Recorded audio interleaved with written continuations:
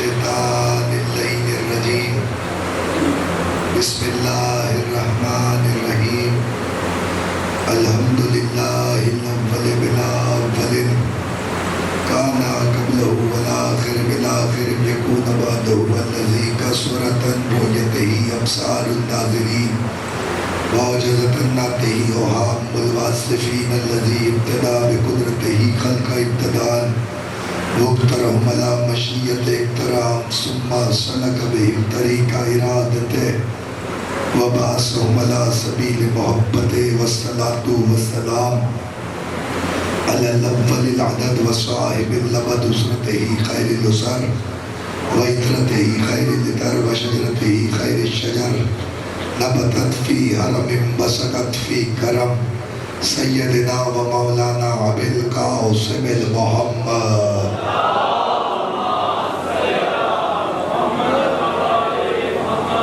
وآل بیتہ الطیبین الطاہرین المعصومین المنتجبین المنتخبین الذین اذهب اللہ عنہم الرجس وطہرہم تطہیرا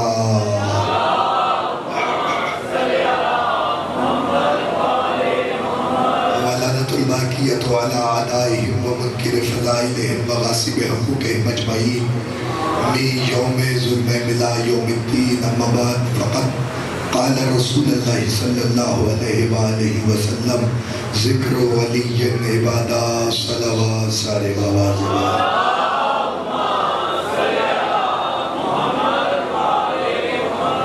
ماشاءاللہ کافی اب تشریف فرما بل کے باواز بلند صلوات تلاوت ارشاد پروردگار عالم جو مومن بھی کسی پریشانی میں مبتلا ہے پروردگار عالم بحق کے تجدد پاک ان تمام مومنین کی پریشانیوں کو دور فرما اور گزارش کی گئی ہے خصوصی طور پہ اس انجمن کے مرحومین جو اس دنیا سے جا چکے اور جو رفقا اس وقت کام کر رہے ہیں پروردگار عالم ان کی بھی توفیقات میں اضافہ فرما اور جو مومن اس پر جیزہ پہ تشریف لائے ہیں پروردگار عالم جو حاجت ان کے درمیان ان کے دلوں میں موجود ہے پروردگار ان کی تمام شرعی حاجات کو بڑھلا ہمارے وارث کے ظہور میں تعجیل فرما ان کے اوان و انصار میں شامل فرما دعاؤں کی قبولیت کے لیے مل کے باواز بلند صلوات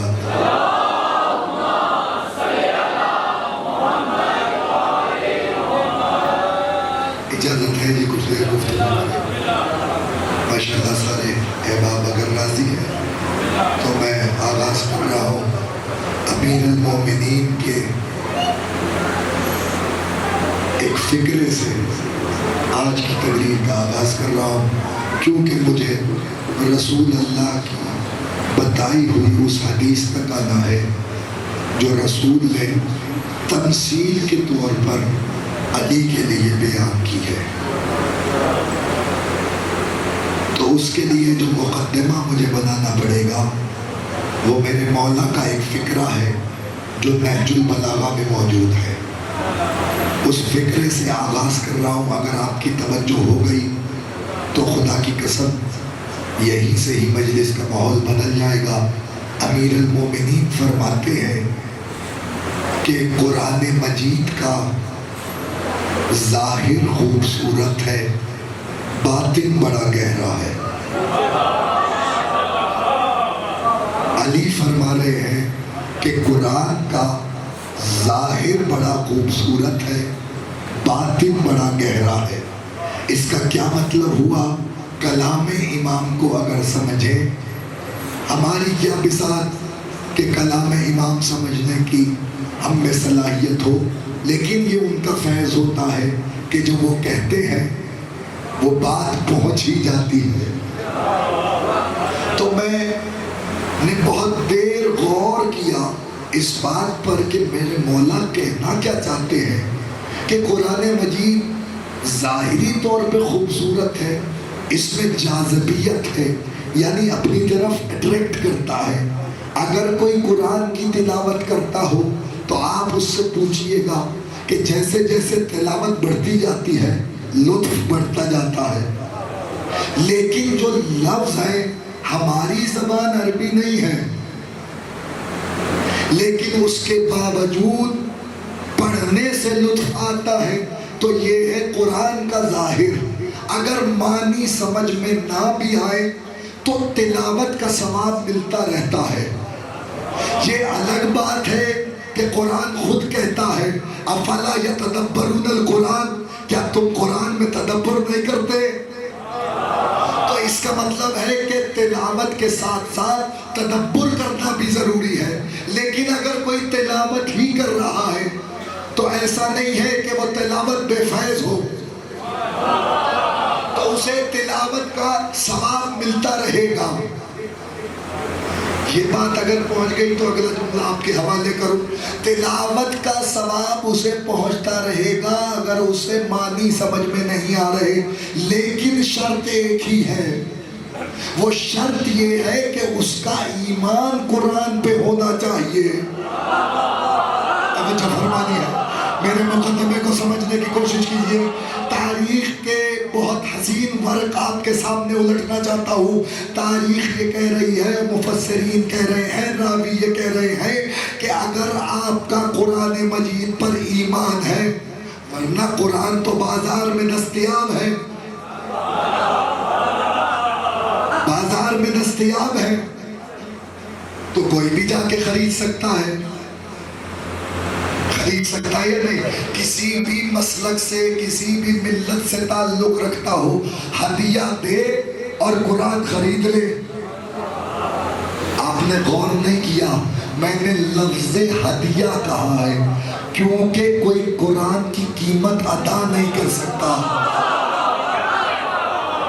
اس لیے ہدیہ دیا جاتا ہے. ہدیہ دو اور قرآن مجید حاصل کر لو. بس یہی تمہیں سمجھانا تھا کہ قرآن کی کوئی قیمت لگا نہیں سکتا کیونکہ کلام الہی ہے. کچھ لوگ مصطفیٰ کے پاس آئے، یہ ہے ناطق قرآن.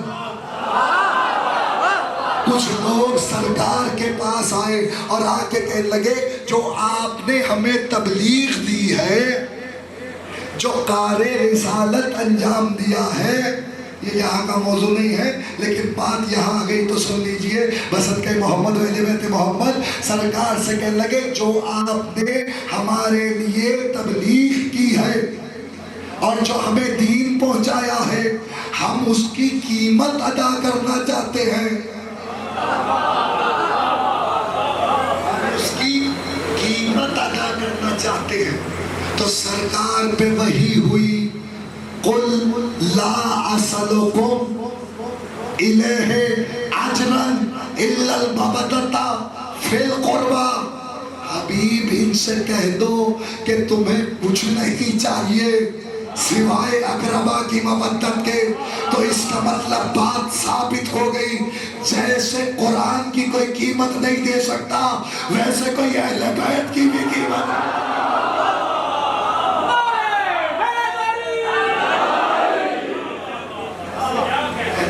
کی بھی کوئی قیمت ادا نہیں کر سکتا. یہ مقدمہ ہے، ایک منزل آپ تک پہنچانی ہے.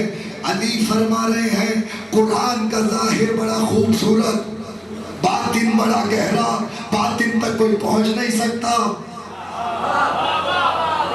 ظاہر کو دیکھ دیکھ کے اگر ہم تلاوت کرتے رہیں تو ایمان ہونا چاہیے قرآن مجید پر، تو ہمیں اس کا فیض ملے گا. پہلے دیکھنے کا ثواب ہوگا. قرآن پڑھتے ہوئے قرآن کی زیارت کا ثواب بھی ہے. پہلا ثواب زیارت کا، دوسرا تلاوت کا. اگر کوئی بیٹھا ہوا سن رہا ہو تو اسے سننے کا ثواب پہنچے گا.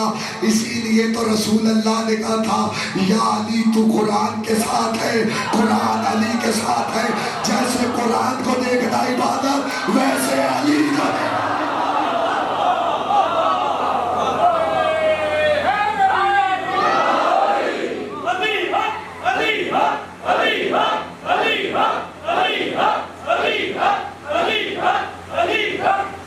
صلوات بھیج دیجئے محمد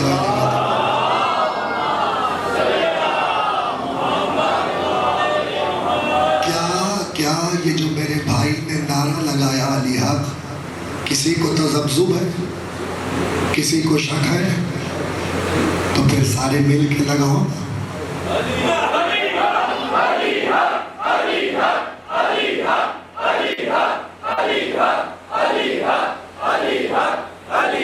مل کے سارے بولو حیدری.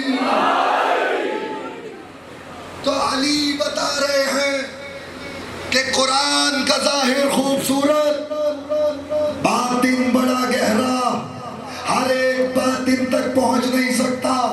قرآن ہے علم کا سمندر. اب جس نے سمندر دیکھا ہے وہی تائید کرے گا، جس نے نہیں دیکھا وہ گھر جا کے یوٹیوب پہ دیکھ لے کہ سمندر ظاہری طور پہ اپنی خوبصورتی دکھاتا ہے، لیکن جو اترنے کی کوشش کرتا ہے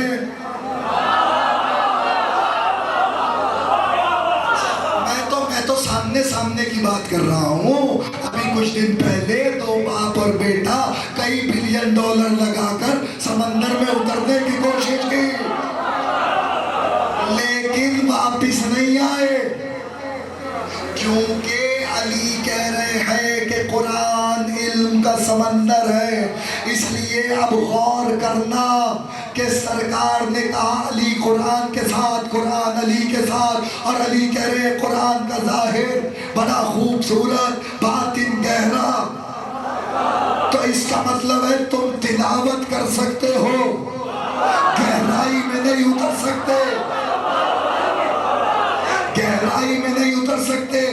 اگر میں کہوں بارگاہ احدیت میں پروردگار تو قرآن میں کہہ رہا ہے کہ تدبر کرو قرآن میں، جب تک گہرائی میں اتریں گے نہیں تدبر ہوگا نہیں. تو پھر آواز آئے گی مصطفیٰ کی کہ اپنی کشتیوں پہ سوار ہو کے جاؤ گے تو غرق ہو جاؤ گے. اسی لیے کہا مثل اہل بیت کمثل سفینۃ نوح. نعرہ حیدری بر محمد و آل محمد بلند تر صلوات.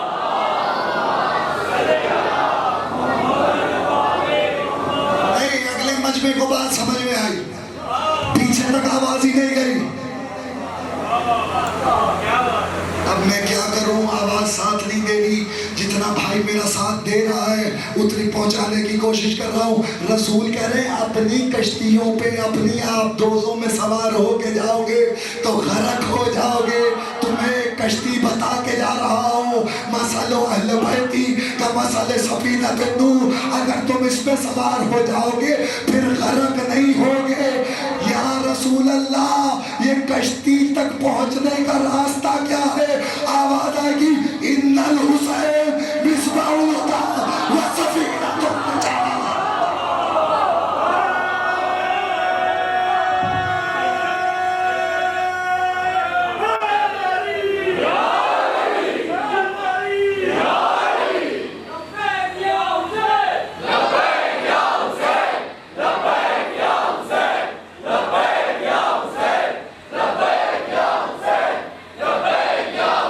بر محمد و آل محمد بلند تر صلوات. پروردگار اس کشتی تک پہنچے کیسے؟ آواز آئے گی، اسی لیے تو بتا رہا ہوں حسین ہدایت کا چراغ ہے اور کشتی نجات ہے. اگر اہل بیت تک پہنچنا ہو پہلے حسین تک تو آؤ. اسی لیے ہم 10 دن تک حسین کا گھر کھول کے عالم اسلام کو دعوت دیتے ہیں کہ جسے نجات چاہیے وہ حسین کے دروازے پہ آ.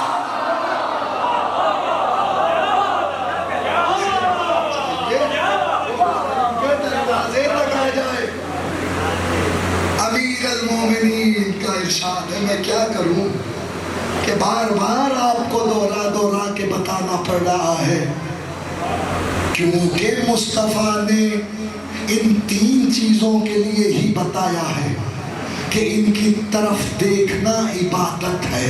اب اس فکر میں مجھے نہیں پتا کون کس فکر میں بیٹھا ہے، جملہ میں اس کے حوالے کر رہا ہوں بصدقہ محمد و اہل بیت محمد. پہلا قرآن کی طرف دیکھنا عبادت،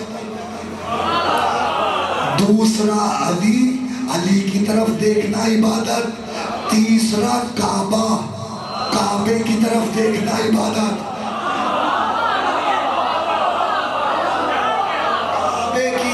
دیکھنا عبادت. آج دیکھنے پہ ہی بات ہو رہی ہے تو یہی صحیح. اگر یہی رک جائے کہ نگاہ اگر قرآن پہ ٹھہرے تو عبادت, علی کے چہرے پہ ٹھہرے تو عبادت.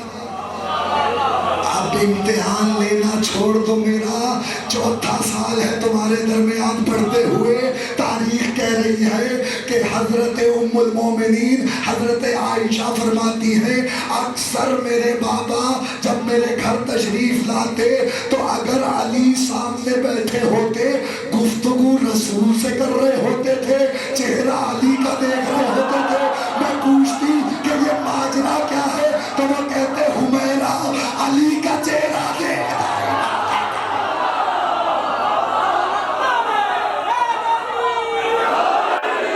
پتھر پہ گاڑا ہے علم مہر نبوت پر قدم کیوں نہ کہوں میں دم بدم ہونا ریالی ہونا ریالی. اور محمد والے محمد بلند تر صلوات. علی کا چہرہ دیکھنا عبادت ہے. تو مصطفیٰ نے کیوں کہا کہ علی کا چہرہ دیکھنا عبادت؟ اب آپ نے سمجھے تو کون سمجھے گا. بھری ہوئی محفل میں سرکار نے کہہ دیا النظر علی علی عبادہ, جو علی کے چہرے کی طرف دیکھے, جو علی کی طرف دیکھے گویا وہ عبادت کر رہا ہے. ایک شخص اٹھا, اس نے اٹھ کے کہا یا رسول اللہ, جو آنکھیں نہ رکھتا ہو وہ کیا کرے؟ لو آج 4تھی مجلس پر اس حدیث پہ آیا ہو جو سرنامہ بیان میں پڑھ رہا ہو تو رسول نے کہا گھبراتا کیوں ہے, ذکر علی عبادہ.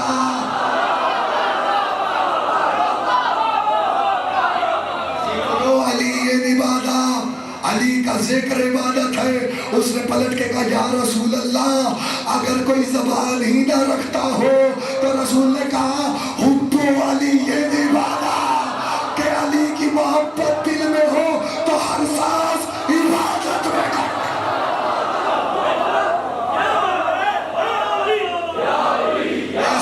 ایسے نہیں آدھا نعرہ نہیں چاہیے, سارے مل کے حلالی بولو حیدری.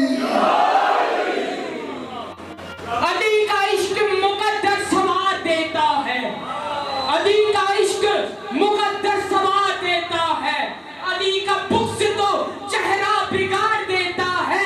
علی ولی کے ذکر کا معجزہ تو دیکھ لیا سر, جو منکر کا کلیجہ ہی پھاڑ دیتا ہے.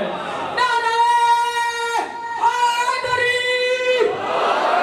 سرکار نے کہا پریشان نہ ہو, پریشان نہ ہو. کیا ہے؟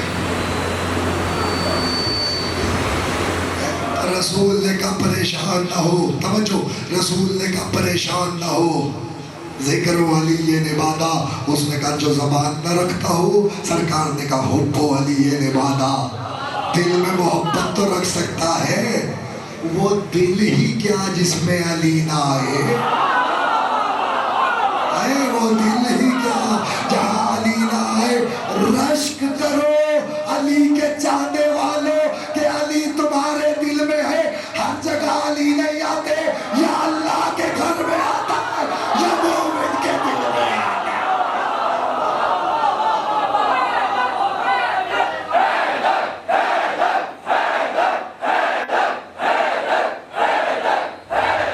علیمان نعرہ حیدری. 2 جملے اور سنو, جہاں تک حکمت ساتھ دے رہی ہے, کیونکہ زیارت برآمد ہونی ہے تو تفصیل سے مسائل پڑھتے ہیں, لیکن جملے سن لو. 2 جملے اور سن لو. رسول کہہ رہے ہیں یا علی تجھے دیکھنا عبادت. رسول ہی کہہ رہے قرآن دیکھنا عبادت. رسول ہی کہہ رہے کعبے کو دیکھنا عبادت. بڑی تفصیل ہے کعبے میں, علی میں, قرآن میں. پورا دین ان 3 چیزوں پہ ٹکا ہوا ہے. قرآن, کعبہ اور علی, ان 3 سے باہر دین نہیں ہے. ان 3 چیزوں سے باہر دین نہیں ہے. काबे के गिर्द नमाज, काबे के गिर्द हज, दीन है ना दीन। तो निशान अल्लाह ने अपना काबे को करार दिया, अपने दीन का निशान अल्लाह ने काबे को करार दिया। यानी हज भी उसी के गिर्द तवाफ करके है। ये जो हमारे मोहल्ले में मस्जिदें होती हैं, इन्हें क्या कहा जाता है? अल्लाह का घर। क्या इस मस्जिद, ये जो हमारे मोहल्ले में है, इसके गिर्द तवाफ करने से हज हो जाएगा? वो आखिरी आदमी तक मेरी निगाह है। मैं सवाल कर रहा हूँ, क्या ये जो हमारे इलाके में मस्जिद होती है, इसके गिर्द तवाफ करने से हज हो जाएगा? मेरा मुख्तदर मजमा कह रहा है कि किबला नहीं होगा। ये तो सरासर जहालत है कि आप अगर ये कहें कि इस मस्जिद के गिर्द तवाफ करने से हज हो जाएगा। मैं कहूँगा क्यों हज नहीं होगा? क्या ये अल्लाह का घर नहीं है?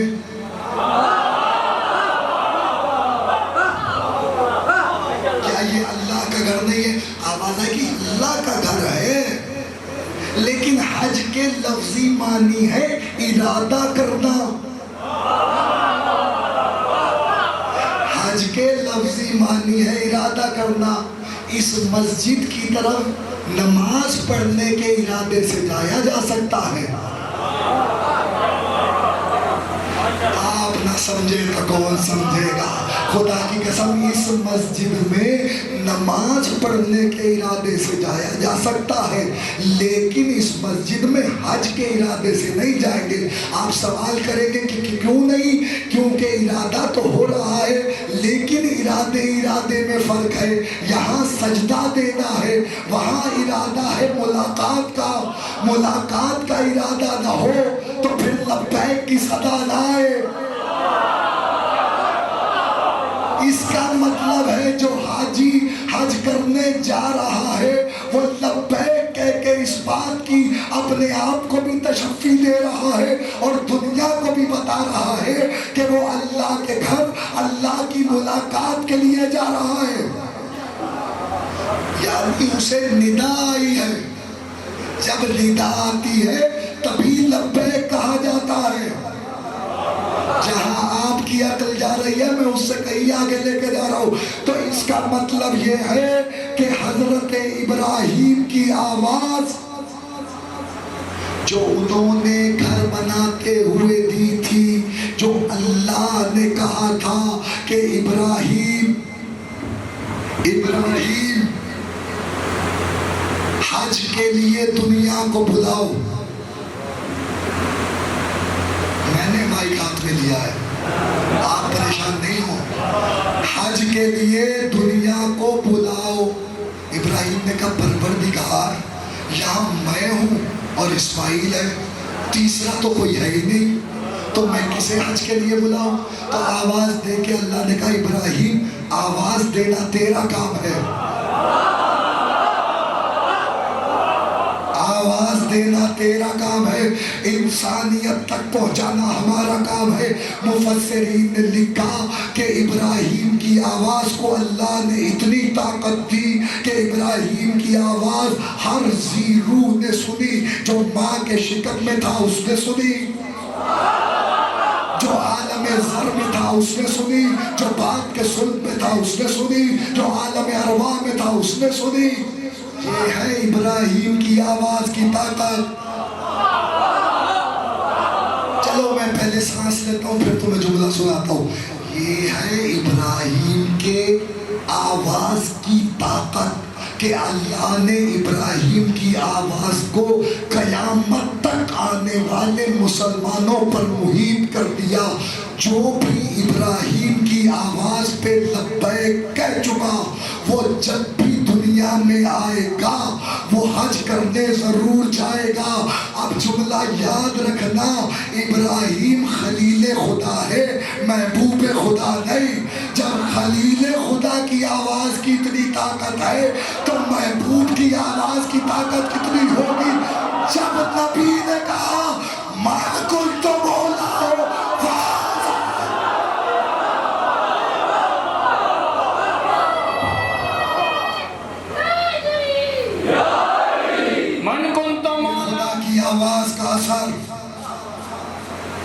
کہاں تک ہوگا تو فیصلہ تو آپ نے کرنا ہے نا. زبردستی پکڑ کے تو کسی کو علی کی ولایت پہ نہیں لایا جائے گا. جس نے باپ کے سلط میں، جس نے ماں کے شکم میں، جس نے عالم ارواح میں نبی کی آواز پہ لبیک کہا ہوگا، وہی تو علی کا مولا مانے گا. وہی تو علی کو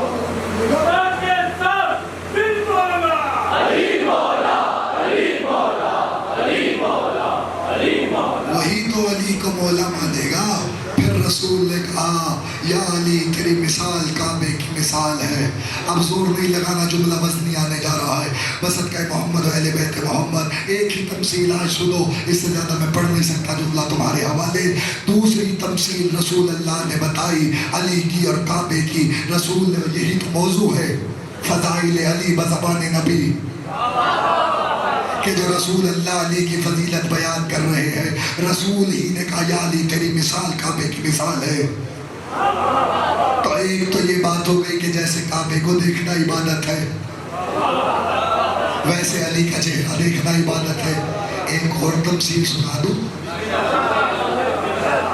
مجھے نہیں پتا آپ کیسے استقبال کرو گے اس جملے کا. یہی تقریر تمام ہونے جا رہی ہے. بولو چاہے نہ بولو، جملہ دل میں سنبھال کے رکھنا. رسول نے کہا یا علی کعبے کا دشمن بھی حرام زادہ تیرا دشمن ہے.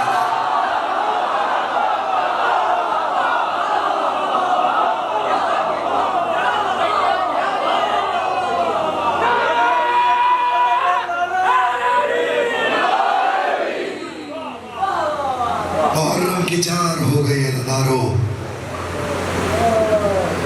دن تیزی سے گزر رہے ہیں، اور آج تابوت برآمد ہونے ہیں زینب کے لاڈلوں کے. آواز ساتھ نہ دے کوئی فرق نہیں پڑتا، عزادار تو بہانے ڈھونڈتا ہے حسین پہ گریہ کرنے کے. 28 رجب کو جب قافلہ چلا، عبداللہ ابن جعفر نے شہزادی زینب سے کہا مجھے معلوم ہے شہزادی کربلا میں آپ کے بھائی پہ مصیبت آنے والی ہے. میں تو کربلا نہ ہوں گا، لیکن ایک کو میری طرف سے ایک کو اپنی طرف سے اپنے بھائی طرف سے فدیہ کر دینا. 28 رجب کو قافلہ چلا گیا بچے زینب کے ساتھ. صبح عاشور نمودار ہو گئی. ناصر پہ ناصر جانے لگے، آئزہ جانے لگے، اقربا جانے لگے. شہزادی زینب کی نگاہ اچانک دونوں شہزادوں پہ پڑی تو بی بی نے قریب بلا کے کہا اونا محمد. ماتم کی صدا آنی چاہیے اس جملے پہ. ایک ماں کے درد کا جملہ تمہیں سنا رہا ہوں. اونا محمد تم ابھی تک زندہ ہو؟ اجرکم اللہ، اجرکم اللہ، اجرکم اللہ. یہ جملہ میری ماں بہنوں کے لیے ہے جو پردے میں بیٹھی ہوئی مجلس سن رہی ہے. جملہ یاد رکھنا. پلٹ کے اونو محمد نے کہا اماں ہم کئی دفعہ مامو جان کے پاس اجازت لینے کے لیے گئے ہیں، لیکن مامو جان ہمیں اجازت نہیں دیتے. عزادار مقتل کہتا ہے زینب نے قنیز کو بھیج کے حسین کو بلوایا. عزادار قیامت سے کم جملہ نہیں ہے. مقتل کہتا ہے حسین آئے تو زینب نے کہا یہ بہن کے دل کی تمنا ہوتی ہے جو میں پڑھنے کے لیے جا رہا ہوں. زینب نے کہا بھیا کیا زندگی میں ہم نے آپ سے کبھی کچھ مانگا؟ کیا زندگی میں ہم نے آپ سے کبھی کچھ مانگا؟ پلٹ کے آواز آئی نہیں زینب ہماری حسرت رہی کہ آپ ہم سے کچھ مانگو اور ہم تمہیں عطا کرے. تاریخ کہتی ہے زینب نے کہا اچھا بھیا اگر دے سکے تو مجھے بچوں کے رن کی اجازت دے دو. جیسے ہی زینب نے کہا نا بچوں کے رن کی اجازت دے دو حسین کی آنکھوں میں آنسو آ گئے. رو کے کہنے لگے زینب زندگی میں مانگا بھی تو کیا مانگا بچوں کے مرنے کی رضا مانگ رہی ہے. اجرکم اللہ. مولا کسی غم میں نہ رلائے سوائے غم سید الشہداء کے. کچھ جملے ہیں سن لو تفصیل سے جملے پڑھنا چاہتا ہوں اسی لیے آہستہ آہستہ پڑھ رہا ہوں تاکہ تم ماتم کی تیاری کر لو. اور 2 جملے سن لو. تاریخ کہتی ہے بچوں کو رن کی اجازت ملی. شہزادی زینب نے کہا حسین کچھ دیر کے لیے بیٹھ جائیے. امام حسین کربلا کی خاک پہ بیٹھ گئے. جیسے خاک کربلا پہ بیٹھے تاریخ کہتی ہے زینب نے اپنے دونوں لاڈلوں کو لیا اور حسین کا طواف کرانا شروع کیا.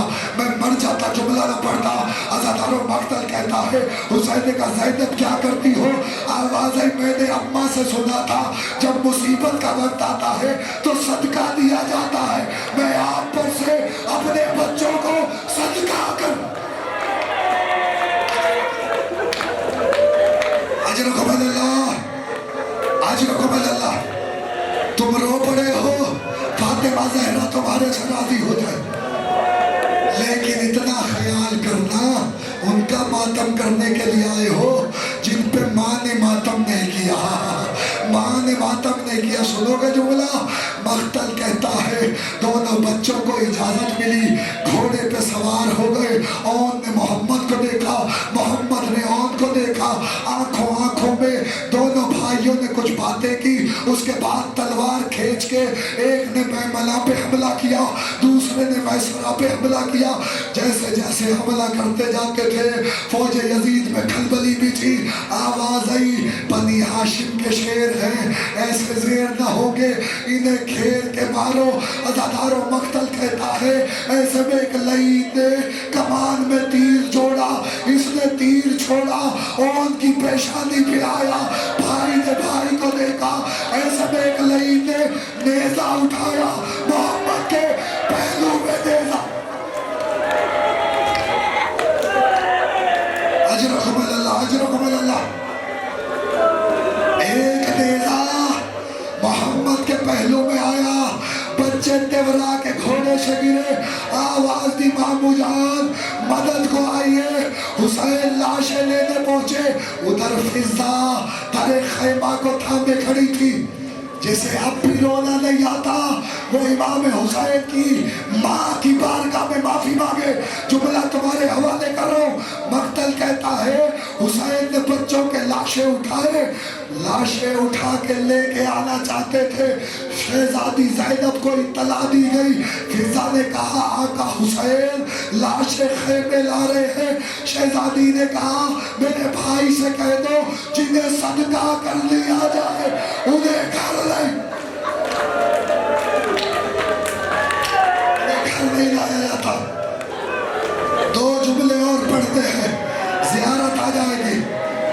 ہو گیا گریا ماتم کر لیا تم نے. حسین نے لاشیں لا کے گنج شہیدہ میں رکھے.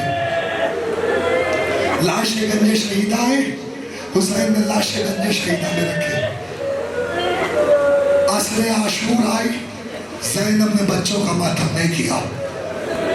تسلی سے جملہ سن لو پھر جتنا چاہے ماتم کرنا. 11 محرم کو ہاتھوں میں رسیاں آئی. زینب نے بچوں کا ماتم نہیں کیا. بازار کوفہ آیا. زینب نے بچوں کا ماتم نہیں کیا. دربار کوفہ آیا. بچوں نے زینب نے بچوں کا ماتم نہیں کیا. شام کا بازار آیا. زینب نے بچوں کا ماتم نہیں کیا. شام کا دربار آیا. زینب نے بچوں کا ماتم نہیں کیا. سنو گے جملہ سال کی قید نبھائی. زینب نے بچوں کا ماتم نہیں کیا. عزادار و مقتل کہتا ہے شام کی قید نبھانے کے بعد پہلی مجلس برپا ہوئی. پڑھنے والی شہزادی زینب, سننے والی مستورات, ماتم کرنے والا سجاد. یہ جملہ سب سے پہلے اس حکیم نے پڑھا ہے. جملہ تمہارے حوالے کر رہا ہوں. آج جب مجلس ہوتی ہے تو شبیہات آتی ہے نا. یہ رسم پتہ ہے کہاں سے چلی؟ جب شام میں پہلی مجلس ہوئی پتہ ہے کیا شبیہات آئی؟ کبھی قاسم کا سر آیا, کبھی اکبر کا سر آیا, کبھی اولا محمد کے سر.